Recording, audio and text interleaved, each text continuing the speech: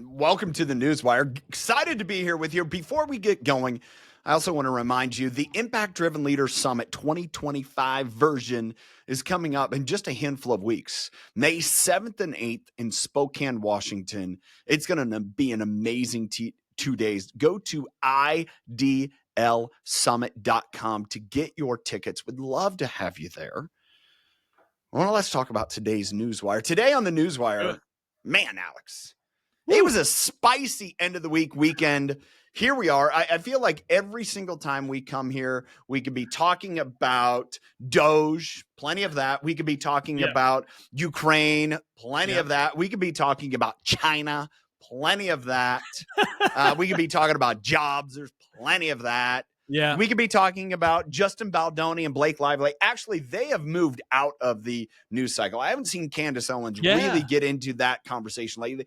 I think because the comedian in the world, Zelensky, and that's not making a jest. Volodymyr Zelensky was a comedian before he was president. So of Ukraine. Let's start there. I imagine everyone watching, because you pretty much had to live in a hole this weekend, be off skiing, doing something, to not know what happened on Friday in the Oval Office. But there was a meeting with Donald Trump and all of his different cabinet members, people, so forth and so on. There was a bunch of reporters in the audience, and Volodymyr Zelensky, the president, is his president of Ukraine, that were meeting. And of course, the first announcement was this little 8-9 minute clip of kind of some contention. Yes. A little bit of like, with the press in the room. You stepped into it, man. Come on. Well, quickly then, there was a lot of people who were like, hey, here's the full video. So there's like a 50-minute video. If you haven't watched that, I encourage you to watch it. And for 42 minutes, it was pretty amicable. All right, we're here to sign a deal. Yeah. You guys have a lot of mineral rights. We've given you a ton of money that's unsecured, meaning you're never going to pay it back. Whereas everything that's been given from European people, which is much, much less than what the U.S. has given. Yeah, we've given hundreds of billions. Yeah. Hundreds of billions. Hundreds of millions. Billions. Billion. Yeah, we've given 350. Yes. Oh, yeah, we have. Correct. I think Europe is only not much. And, but that's secured. It's a secured loan. Yeah. Like, that's the difference. And so they're like, hey, well, you give us these minerals, and we're all good. And it got real spicy. It did. And coming from, so all of my grandparents, both of my mother and father's side came from Ukraine. So I'm a second generation Ukrainian. Ukrainian American. Ukrainian.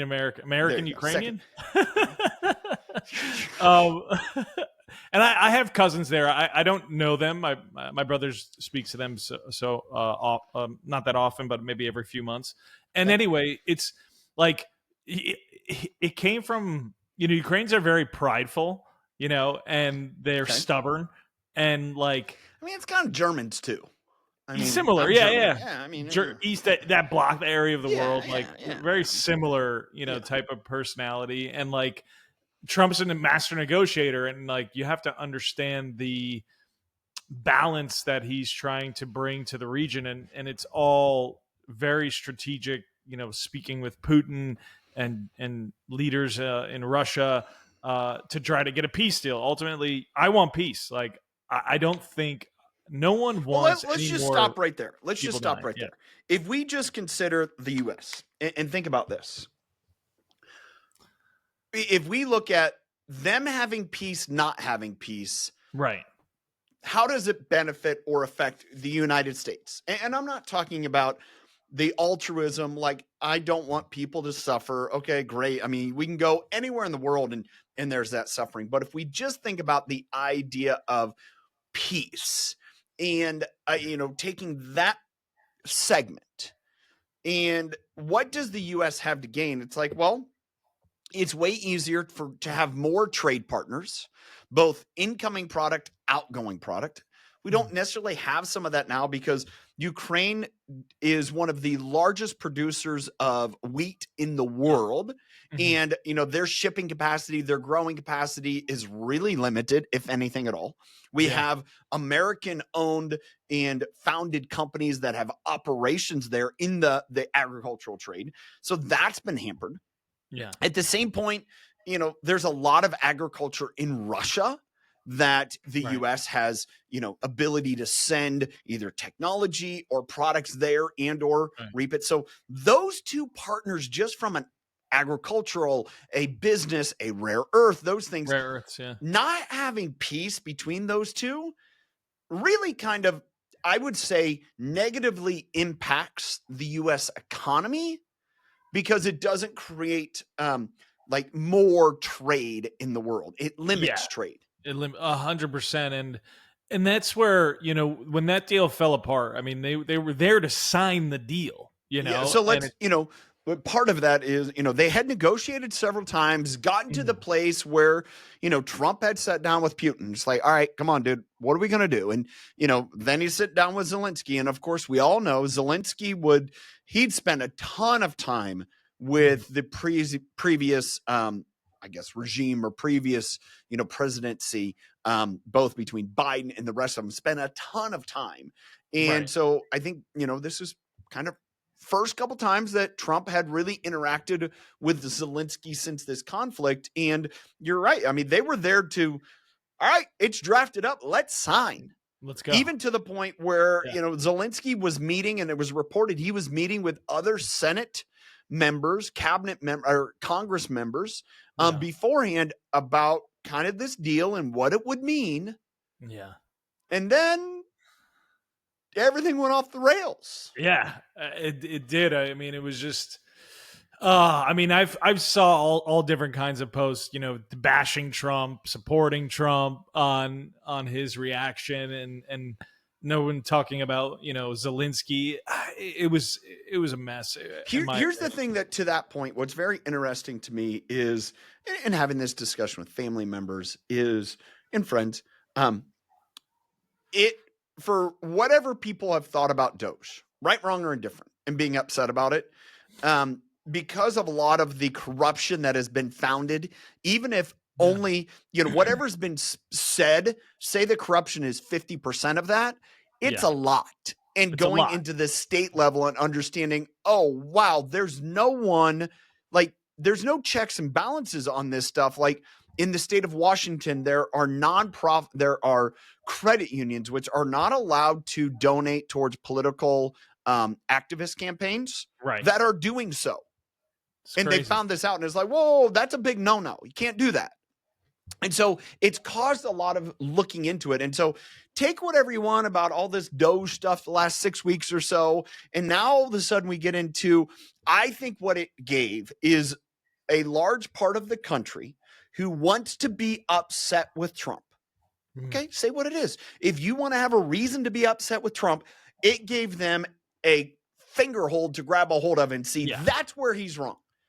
And they'll take a snippet of that little of that whole and justify clip. You don't care about people. It's you're this, you're that. It's like, all right, say whatever you want. That's fine. But to me, that's what's going on is we are watching people grab a hold of anything without fully understanding to have this opinion against Trump, not knowing, a lot of the background with Zelensky and kind of like, hey, dude, we've given you almost $400 billion. Billion with the B. Austin Powers doesn't even know how much money that is. Yeah. Billion. You can't get into the B. Yeah. No, it's tongue-tied. Billion. Billions. Like, and what have you done with this money? Right. Billion. 100%. What have you done with it? And I think that's one of the underlying, whether it's JD Vance or anyone else, and it comes really to everyone should be asking. We've given you all this aid money, and you're asking for more. Right. Well, what have you done with what we've given you? Here's one thing that I know, and then it breaks down from there. Yeah, it broke down from that. one of the main difficulties with nonprofit, aid organizations, and this is just a human reality, is in instances where people don't have to pay it back, or there's not a social contingency to it, it's just kind of meaningless. So like one of the largest aid organizations throughout the world is the different churches, the different religions, whether that's, all the different ones. Yeah. And usually what they found through research is that people are more indebted due to that kind of service than they are to a non-belief. I'm not talking about Christian or, I'm talking about any of them. Really, it's universal. And when I look at that, I kind of stop and understand this Ukraine situation. It's like we've written a blank check essentially. Yeah. For 3 years, we've written you a blank check. And whenever you said, I need more money from the bank account, weapons, tons, it's given to you. And it's kind of like someone saying, hey, whoa, what are you doing with all this? And it's that. And I think you're also, in the negotiation with Russia and Putin, I'm sure there's some of this like, all right, you need to pull back on your support of the war if we're going to make this peace. Yeah. It's all this like, game. All right, so let's talk about that. All right, somebody's sitting here and they're listening and they're like, well, Trump is just a pawn of Putin. No, I think he's smarter than that, but also you just gotta understand the power dynamic, right? I mean, that's the thing is Putin is a bully. Plain and simple, he's a bully. He should have never went into Ukraine, right? We all know that. He's a bully. He's a bully. He went into the Ukraine because he could. You're right. He went into Ukraine because he knew at that point no one in the U.S. was going to broker any kind of deal to stop him. And he's like, well, if I can get away with it, dude, I'll get away with it. And I'm not justifying, I don't know all of it, but just kind of reading it from the outside. And so for sure. Then you look into this like, well, for 4 years of Trump being in office, Putin was a kind of a kitty cat. In comparison, he didn't really, he wants to be viewed as one of the top leaders in the world. That's the reality. Yeah, of course. And so here's the thing, when you look at someone that dangerous, do you piss them off or do you appease them? Yeah. And here's my opinion on that. When you appease that person, then you're controlling them. When you piss them off, dude, who knows? All of a sudden he could one day wake up like red button, done. Right. As opposed to, well, 100%. I wouldn't shoot a nuclear weapon at Trump because Trump's my buddy. Now it's just, duh. Hey, as an American, I would want Putin to think that our leader is his buddy.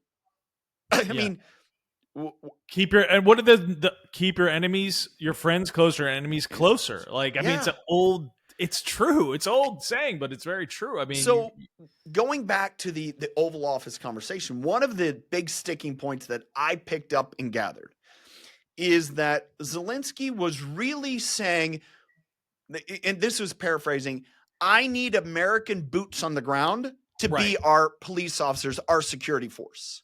That's what one of the big things is. Goes, what about security? What about security? And Trump's like, this deal will take care of security.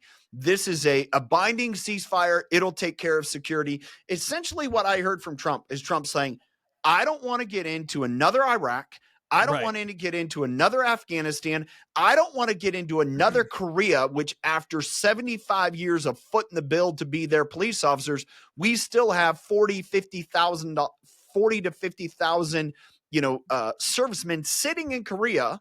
Now, granted, keep an eye on China, but it's like we're forced into these security details and there's no way getting out. So you want me to sit here in front of everyone and say, yes, we are going to put a ton of troops in Ukraine, ton of resources, and it's just like, no, dude, no. He's trying That's to avoid that. Our job to be. And then he's kind of like, well, you're the world superpower.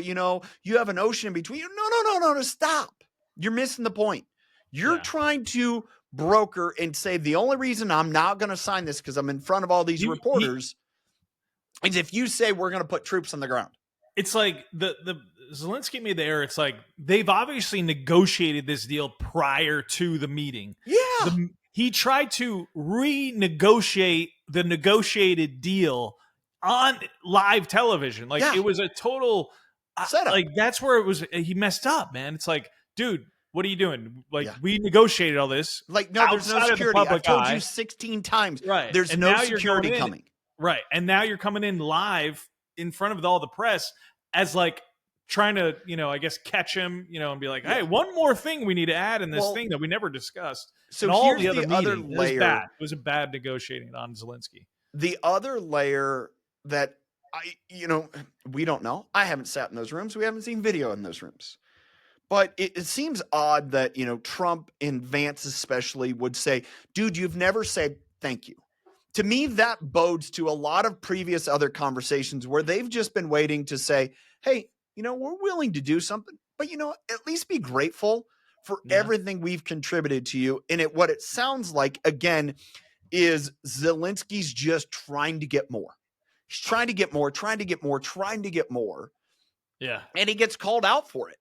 And then and he gets, and you have all of the, I'm going to use, for lack of a better term, liberal, agents that are trying to grasp a hold of anything to look at this as a human blunder, meaning that we don't care about people, or that, Trump is just trying to, be something. And like, dude, he's a negotiator and understands we negotiate a deal.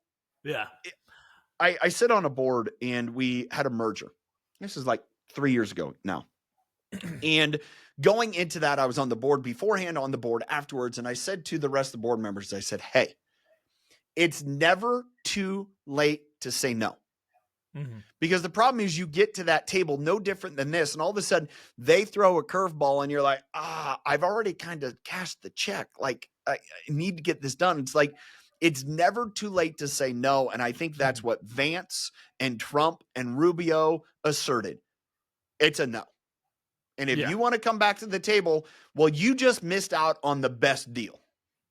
Well, yeah, and they said he's more than welcome to come back. The other thing is, over the weekend, Zelensky's with the EU leaders, and said a lot of things, which was really just again trying to piss off Trump and trying to make him look like, see, U.S., all the Europeans, they're happy to do whatever. It's like, yeah, because you're the buffer zone between Russia and you and the rest of them. Yeah, we got at least notion.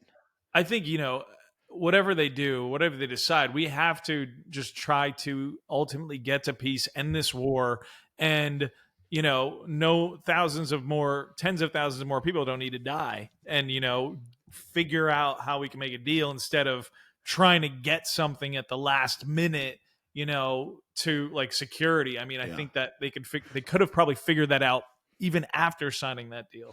Here's something that popped up right before we were going live, to air.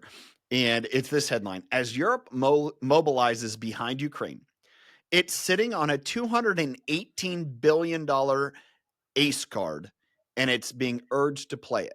So this refers to all of the money that was essentially captured, Russian money that was captured in European banks at the start of the war. And they're essentially saying the frozen Russian assets. And they're saying, hey, just use this money to pay for it. And it's kind of like, it's a little bit of this dirty-handed, all right, go for that. See how that works for you. That's how I would, sitting in the U.S. is like, yeah, go ahead and take all of the Russians' money, the frozen assets, and just imagine what they're going to do after that. To me, that's just further inciting a riot. Like, oh, you want to do that? You want to take their money to, just give it to the Ukraine? All right. You thought we had problems beforehand. Yeah.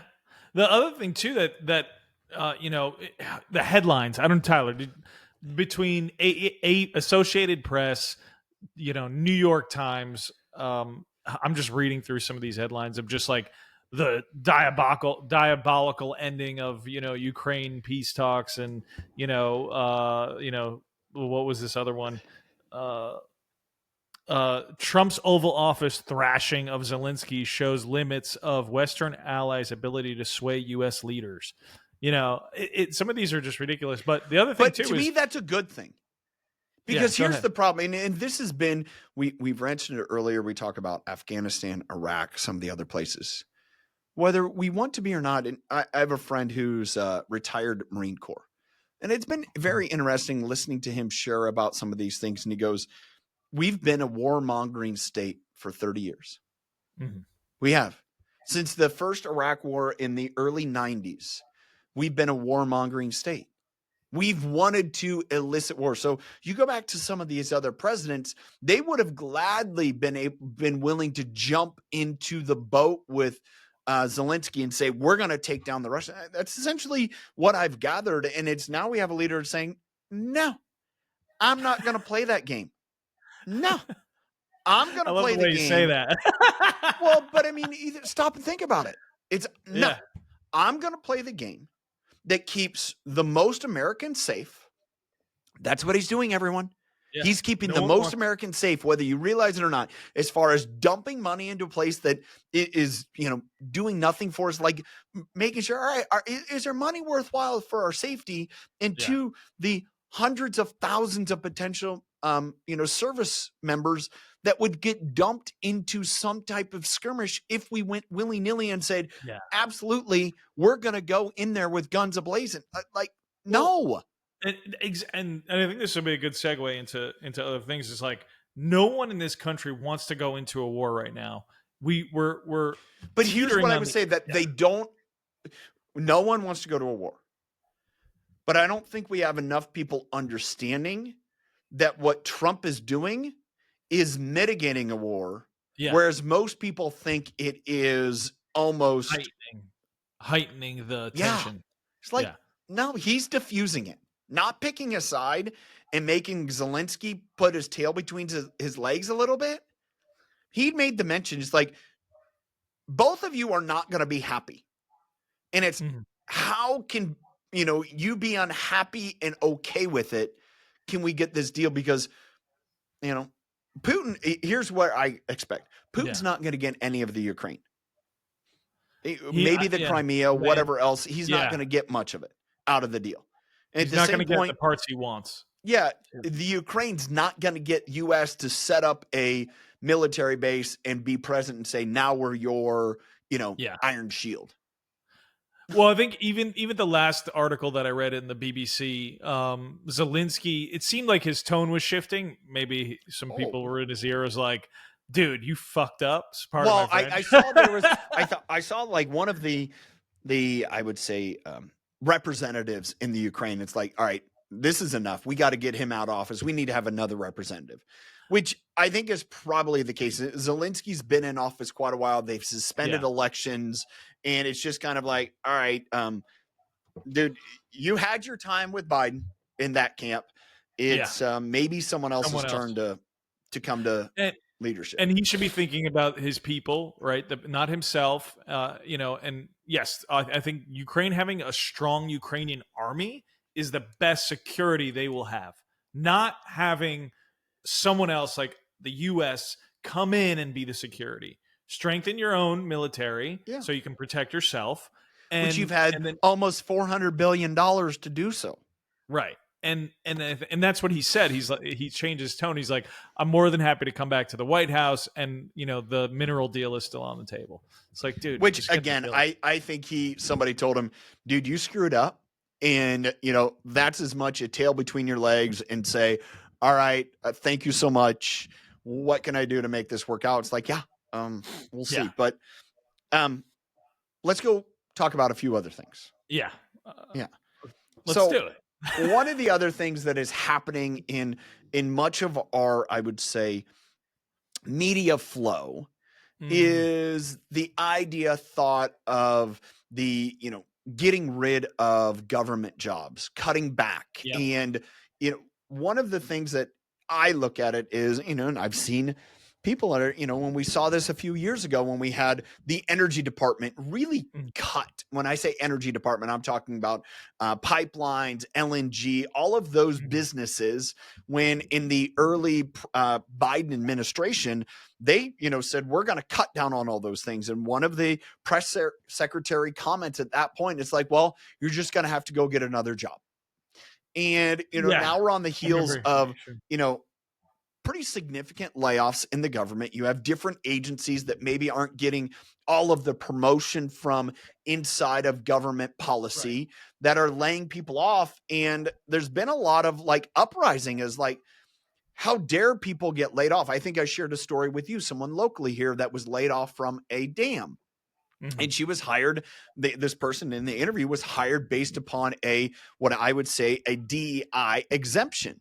And, was fired and was just like, well, I can't believe I got fired and I got the job and just because I was afforded it because of this DEI exemption. And it's just kind of like, as I read it, as we talked about it, it's like twofold.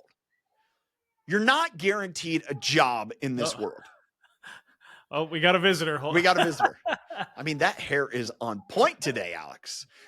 You're not entitled a job. You are, given the opportunity to work if you want to do the work and the, absolutely those things. But there is no entitlement to think that, you can have any job you want for however long. It's like there's a bit of meritocracy. And there's also like, hey, just because you feel like you need a job and deserve a job doesn't mean you get to keep it if it's no longer viable. And Tyler, this country's $36 trillion in debt. Like if you had a company, right, that was that much in debt, I mean, there has to be changes to be made. Jobs that may not be essential anymore to the operations of certain functions of the government. I think that is the piece that is interesting is, when we think about how do we move forward, it really is we're going to have to cut back to move forward. And that's something people are often have difficulty with. And when we have, layoffs, when we have, restructuring, there's times where we have to cut back to move forward. And unfortunately, it isn't easy. And at this, with that, it's like, well, we have a large deficit of workers in different areas, and those are most notably the trades. So if you like to do computer programming and sitting behind a desk, guess what? And I'm not there's no spite there. I'm just saying that's the reality of the job. If that's what you like to do, then you better be really, really, really, really exceptionally efficient and great at it. And if not, you're not going to have a job. And yeah, and we were talking about this offline the other days. A lot of people just expecting that this job is going to be around in perpetuity, right? Like I think that's been one of the ideologies when it comes to public service is, well, this job is just going to last forever. And once I get a government job, man, I'm going to retire there. I'm going to have a great pension. Everything is going to be awesome. Because that's how it's been for how long? So many years of this. For the most part, yeah. For the most part, you'd have to go back to when Clinton cut jobs. Yeah. That president. It was what? 30 years? 32 years ago. 32 years, yeah.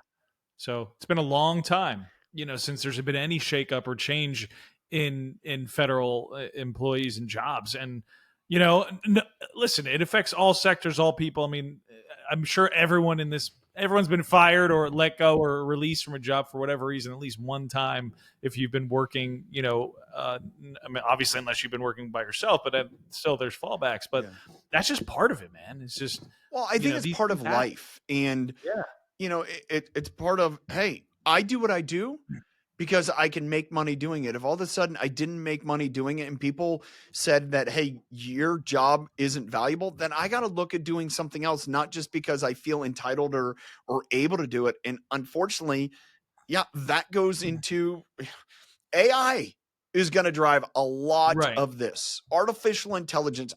it's funny. You go to restaurants, you go to different institutions, and you see the implementation of technology. And you're like, at one point, that was a person doing a job. Right. Now it's been replaced by technology. And that is, who are you going to be upset with? It is what it is. And I don't know if you listened to the Rogan Elon Musk recent podcast they did. I have not listened to that yet. And Musk mentions this about the technology and the software that they're using at the federal level is so old. Oh, I knew that. It's probably 30 years old. He said some of it maybe is even older. Which is crazy to think about. And it's outdated, right? Which is sometimes who goes first is the people. Let's speculate on that. Here's the deal. Would you rather have employ people to do work or have updated technology? Because that's the real question we're discussing right now. Would you rather it be where you justify a job, and let's say not the government, let's say McDonald's, let's say fast food. All of a sudden, say there came out tomorrow, there was an executive order that said you cannot use technology for ordering at food services. In other words, there's no DoorDash, there is no iPad console, there's no touchscreen console. It is executive order. You can no longer use those, but you're going to have to employ people, and that may mean your food costs are higher because we've continued to raise the costs, the minimum wage. So there are your options. You can have technology and essentially let the best man win, as far as money, or you cannot use technology and you're going to have to use people to do it. Which do you choose? I mean, you can't stop. You also can't stop technology. I mean, it's going to continuously to get you can be Amish. Better. You could change the way you live your life. Yes. And but here's the funny thing is, even in that, as generations have gone, Amish have embraced some pieces of technology. Like I have a buddy who has a trucking company in like Amish part of Ohio, and his business partner is Amish, and he rides an e-bike, an electric bike. He has a helmet with Bluetooth in it for his phone, and like it's straight up Amish. Like even they've understood, hey, if this technology, there's ways to embrace it. And so I whether you want to look at the McDonald's example or not, that's what the U.S. government is finally addressing. I have a question for you, and this is, for people listening. It's like, if there's real injustices, I get people protesting and taking to the streets and things of that nature. When it comes to, I lost my job because they're cutting back on certain things and then they protest, it's like, Tyler, what can people be doing? They lose their job because of these types of, they're cutting costs. Yeah. Instead of taking to the streets, maybe they should spend more time refocusing their energy. Obviously they're upset, they're pissed off, but there has to be better ways to utilize your time and energy. Because you had mentioned that earlier of like, we're just reshifting your focus to, okay, this my job was replaced. I'm obsolete here now. What can I do? Well, there's such a deep seed where it starts, and it starts in education schools. Last week released podcast with Ken Rusk. We talked about it. My newsletter, we talked about it. It's this idea of we have to break from the status of a certain job into say, where can I find fulfillment? And number two, where can I do something that the world values? And if we're sitting here saying we lost our job, that means it's not you. You're valuable. If you lost your job, you are valuable. The great crux, and I've had to go through this, but what you were doing was no longer valid, meaning there was a reason to cut it. If it wasn't so, then you would be still working, but you're not. And so that means we need to refocus and say, one day I'm a computer programmer. Hey, guess what? Maybe the next day you need to go, instead of being a computer programmer or whatever, doing, hey, we need a lot of people to do plumbing and electrical and, those facets. And maybe you don't want to do that. That's fine.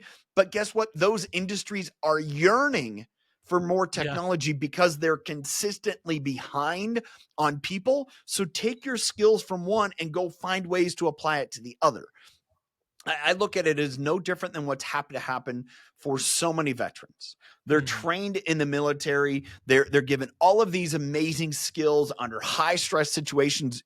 So often they come back into civilian life and they're often said, oh, we don't know where to use you. Well, there's been a major process to, really incorporate those skills into our workforce.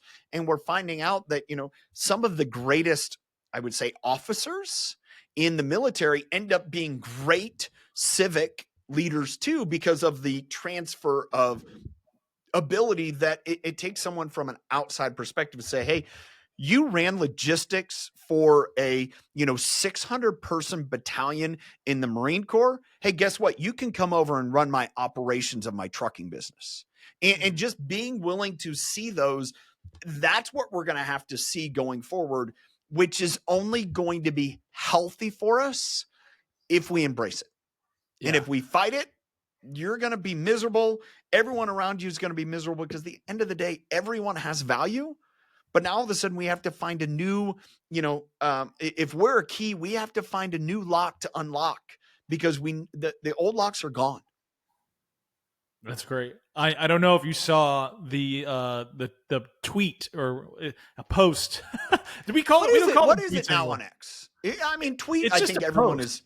Is it just a post? I think it's just a post. It's not like I X'd. I posted it on X. I posted it on X. I didn't tweet. All right. So Trump posted that tomorrow night or afternoon he has a big announcement, and he's going to tell it like it is.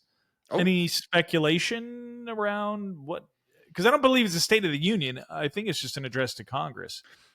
Is it? I mean, here's the thing: that is tomorrow is the March 4th. Is the date that the tariffs are due to go in order with Canada. And part of that is what's going to hold it off is them showing that they've actually tried to do something to secure the border on their end. I was at dinner last night with an individual who has a roofing company in Canada, and we were talking about it, and he goes, most of their product comes from the US. And he said it's going to make a major factor. And I can bet that their company today is scrambling to say, or has been, all right, how do we envelop these costs if they do come? Can we get a different supply chain? What's this going to look like? If all of a sudden you go from one day, your cost is $1 to the next day, it's $1.25, that's a lot of margin that you have to figure out. And maybe that's, people don't want the tariffs to go in place, but it's kind of like, hey, leaders, you're not going to push me around. And I think that's essentially what Trump is saying and has said to people. And again, you can be upset about that. Yeah. But, the two things that I've held on to, we don't know all the information. We can't possibly. We're not sitting at the same tables reading the same information that Trump is. And so there's an element where you have to just live with it. And he said as much. His cabinet has said as much. We're not going to get all this right. We know that. We're telling you up front, we're not going to get it all right. But this is where we're going, and this is what we're trying to accomplish. And it's not going to be all roses and butterflies until we get there. There's going to be some rain, and there's going to be some muddy days. But when we get to the other place, the flowers are going to be blooming. We know where we're going. It's just stick with it. And we are very much in that soil tilling planting season. It's muddy. Your tractor will get stuck. Farming analogies. I mean, it is. But that's what's going on. And so it'd be very interesting what he's going to tell people. Maybe he tells them, just stick with it. Just stick with it. I mean, it's going to be, I love when he posts and, gets people amped up, and then everyone speculates all over the place. And it's like the craziest shit from left to right. You're just like, what? We don't know. Just wait, just be patient. I want to go back to one of the things you said is, whether it's losing your job, understanding that potential is coming there. It really is. And I've had to do it. If I look at my career has pivoted several times over the last 23 years. I was a nutritionist for dairy cows. I have an animal science degree. We've owned a gym. I've done network marketing. Now I'm in the speaking and leadership. It's all tied together.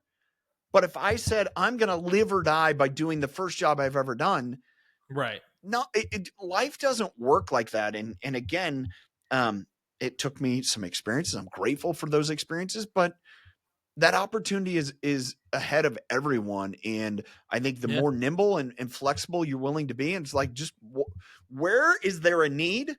That is anything trades related. Anything that has anything to do with trades related, you can go out, and if you are someone that's going to show up on time and communicate, you will be fully employed tomorrow, and maybe even in a job that you'll make more. Or is it probably going to be a little bit more difficult? Yeah, it might be, but you're fully employed and making more. But and same here. It's like you never quit. You never stop. You got a young family, right? You have 3 children. You go through the ups and downs, but you never quit. You and your wife never stopped. You never said, "Oh, it's over. We lost our jobs. What are we going to do now? We're not going." There may be a couple days, where you're kind of like, "Ah, shit, this sucks." What do I do? What do I do? But then it's just you pick yourself back up, right? And you kept pushing. You have to going, and I think that's kind of the mentality that those that succeed, and I hear it from a lot of very, very successful people, is the failure, right? Those moments that happen in your life when things don't go your way and they seem like it's the worst day of your life or the worst year, and you got to pick yourself up and move forward and push forward.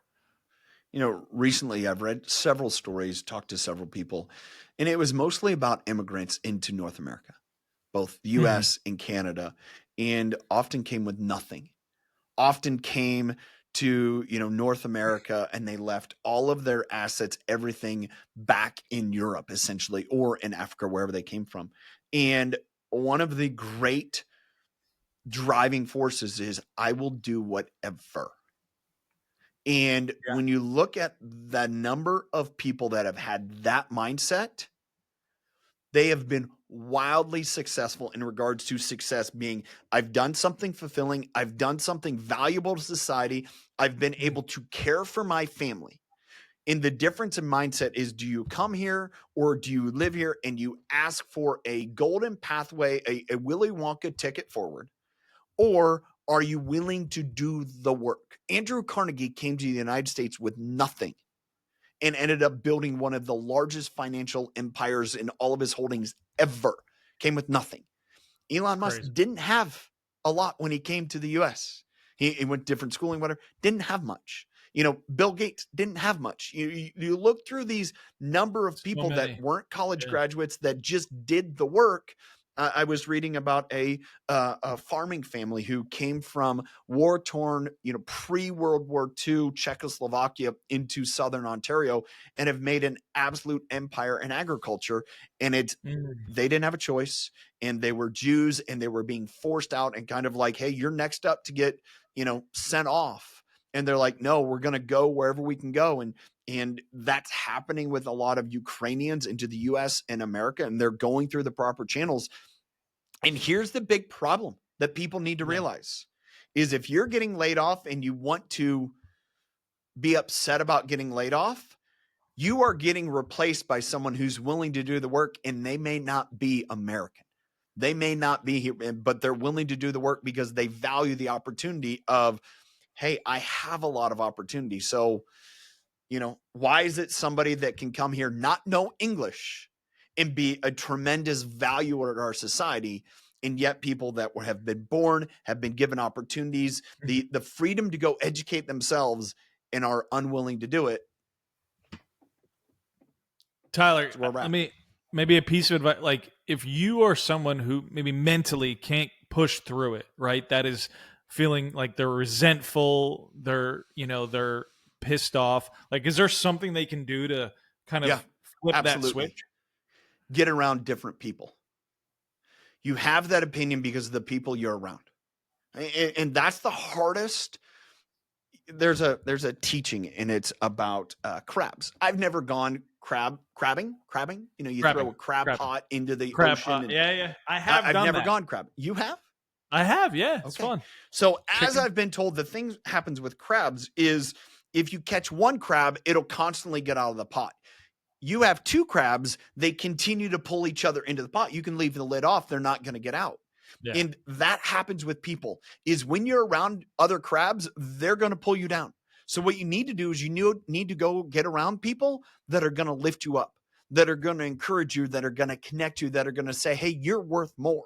And so if you're watching this, you're listening to this today and you feel like, man, I am out of options. One, send me a message. I gladly lift you out of the pot, show you direction, show you opportunities. But at the same point, look around your community and find the people that are actually doing stuff and go say, hey, can I be around you? Can I take you to coffee? Can we just go for a walk? How can I learn and be around you? Because those people will lift you up. Don't be around crabs. I love it. Yeah. Quote of the day. All right. Thanks for joining today. Appreciate the opportunity to share with you. As always, we are live on LinkedIn with this Newswire. Recording is posted on YouTube. So would love to know your commentary. Would love to know your thoughts as we go through this journey. Remember one last thing. On May 7th and 8th, Spokane, Washington is the Impact Driven Leader Summit. Grab your tickets at idlsummit.com. Hope to see you there and as well next time. Thanks for being here.